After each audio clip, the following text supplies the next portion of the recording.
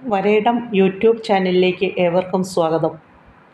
ഞാനിപ്പോൾ വരയ്ക്കുന്നത് ഒരു കാതിലണിയുന്ന ആഭരണമാണ്, ഗജകുണ്ടലം. ഇത് പല രൂപത്തിൽ വരയ്ക്കാം.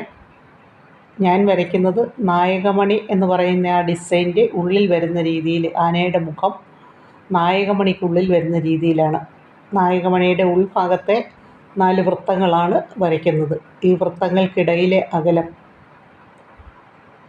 ഒരേ അകലത്തിലാണ് വരച്ചുകൊണ്ടിരിക്കുന്നത്. 4 വൃത്തങ്ങൾ, അവയുടെ ഇടയ്ക്ക് വരുന്ന അകലം ഒരേപോലെ.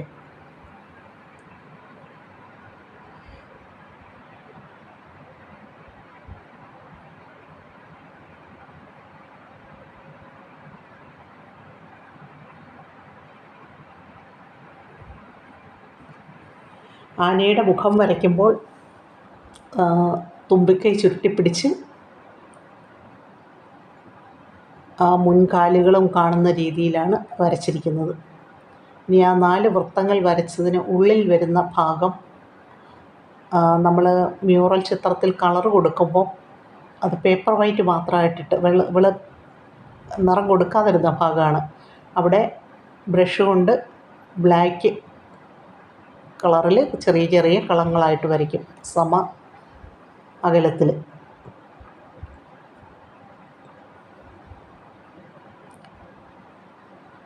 കുണ്ടലത്തിന് ഭംഗി കൂട്ടാനായിട്ട് ആ ഗജമുഖത്തിൽ ആഭരണങ്ങളൊക്കെ വരച്ചു കൊടുക്കാവുന്നതാണ്. നെറ്റിയിൽ നെറ്റിച്ചുട്ടി, അതുപോലെ കഴുത്തിൽ മാലകൾ ഒക്കെ, അത് ചിത്രത്തിൻ്റെ ഭംഗിക്കനുസരിച്ച് വിവിധ ഡിസൈനുകളിൽ മാലകളും ഒക്കെ വരയ്ക്കാവുന്നതാണ്.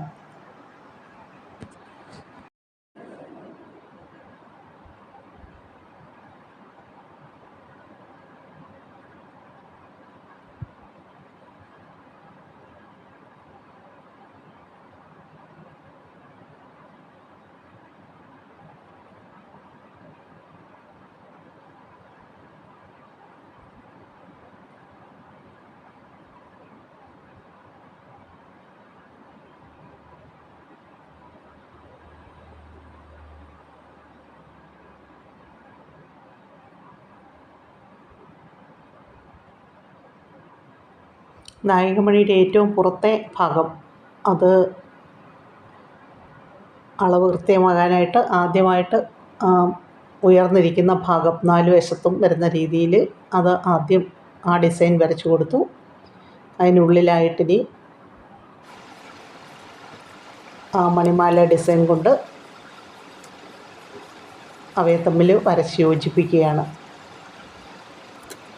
മണിമാല ഡിസൈൻ അത് ഒരേപോലെ വരച്ച് പോകണമെങ്കിൽ ഒരു ചെറിയ കൈത്തഴക്കം ആവശ്യമുണ്ട്. അതുകൊണ്ടത് പല പ്രാവശ്യം വരച്ച് പഠിക്കേണ്ട ഒരു ഡിസൈനാണ്. കാണുമ്പോൾ നിസ്സാരമാണെങ്കിലും അത് വരച്ച് പഠിക്കേണ്ടതാണ്.